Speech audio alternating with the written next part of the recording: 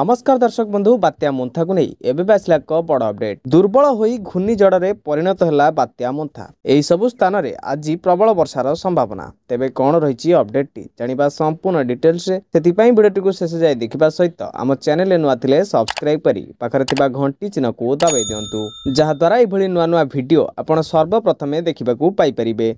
तेबे चलतु डेर न करी भिडियोटी को स्टार्ट करिबा। दुर्बल होई घूर्णिझड़ रे परिणत होला बात्या मोन्था। उत्तररु पश्चिम दिगरे गति करी घूर्णिझड़ रे परिणत होईची बात्या मोन्था। उत्तररु पश्चिम दिगरे गति करी घूर्णिझड़ रे परिणत होईची बात्या मोन्था। घंटा प्रति 10 किलोमीटर बेगरे अग्रसर हेउची। एबे नरसपुर और मछलीपट्टनम मध्य अच्छी बात्या मोन्था क्रमशः आहरी दुर्बल होई गभीर अपपातर रूप नहीं पारे। बात्या प्रभाव में बुधवार मालकानगिरी, कोरापुट, नवरंगपुर, कलाहांडी और रायगड़ आदि 5 जिला को भीषण वर्षा नहीं रेड वार्निंग जारी करा जायछि। सेहीपरि नुआपड़ा, बलांगीर, कंधमाल, गंजाम और गजपति जिलार गोटे किंबा दुईटी स्थान में प्रबल अति प्रबल वर्षा नहीं ऑरेंज वार्निंग जारी करा जायछि एवं अन्य जिला गुड़िक प्रबल वर्षा नहीं येलो वार्निंग जारी होईछि।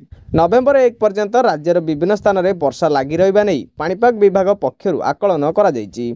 उत्तररु पश्चिम बंगोपसागर संलग्न अंचल गुड़िक घंटा प्रति 30 रु 40 किलोमीटर बेगरे पवन बहिथिला। बुधवार सकाळ पर्यंत सेही अंचल रे पवनर बेग घंटा प्रति 60 रु 70 किलोमीटर किंबा 80 किलोमीटर बेगरे बहिबार संभावना रहिछि। यह धीरे धीरे ह्रास होई 30 अक्टोबर सकाळे घंटा प्रति 35 रु 45 किलोमीटर एवं 55 किलोमीटर बेगरे पवन बहिबार संभावना रहिछि। तेबे दर्शक बंधु या बात्या मोन्था को नहीं किसी लेटेस्ट अपडेट जहाँ आपण मैंने वीडियो जानिबा को पाइले। वीडियोटी भल लगी गोटे लाइक कर दियंतु। आम चैनल नुआ थिले सब्सक्राइब करी पाखरे थिबा घंटी चिन्ह को दबाई दियंतु।